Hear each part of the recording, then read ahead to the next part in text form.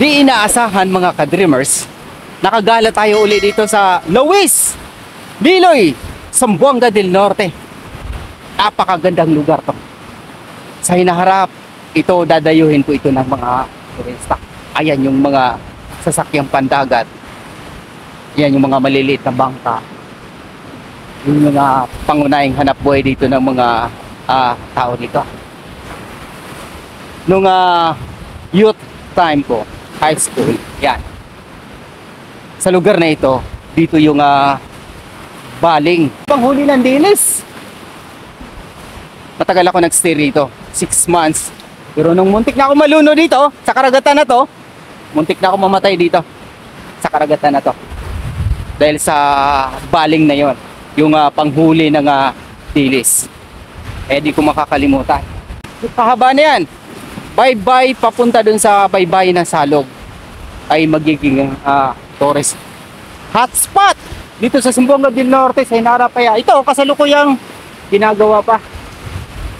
Kaya pupuri natin, sana magtuloy-tuloy na yung asenso ng Zamboanga del Norte. Praise God! Ayan! Nakagala tayo, hindi inaasahan. Grabe yung lakad ko ngayon. Talagang hindi planado. Dahil sa pinsan ko, inikot na naman ako nila rito sa lugar na to, Zamboanga del Norte. Mula dun sa isang ilog lamang kami dapat kukuha ng video, pero nakarating kami rito sa karagatang ito. Salamat sa Diyos, share po natin yung video. Medyo malakas yung hampas ng alon. Lalakas. Nakakamiss, di ba? Kaya kung taga Zamboanga del Norte kayo, lalong-lalo na akong taga Liloy kayo, Salog, naalala nyo itong lugar na to, share nyo po yung ating video, comment ka rin kayo, at magsa-shoutout po tayo sa susunod. Praise God. Mukhang naligaw na ako. Babalik tayo kasi may birthday dito yung aking pamangkin, pinsan, kaya napagawi tayo dito. Pagkatapos kakain, uuwi na naman tayo. Doon na naman tayo sa ating munting sakahan, wag bumukbok. Sana ba yun? Sana? Naligaw na nga tayo. Ay, ito pala. Ay, hindi. Sa kabila. Naligaw na nga ako.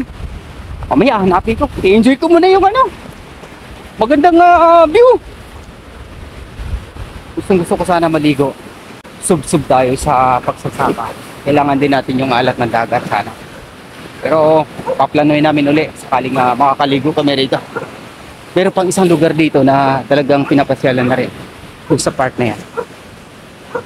Pero di muna tayo makapunta dyan ngayon. Sa susunod, maghanap tayo ng tamang pagkakataon. Di panahon.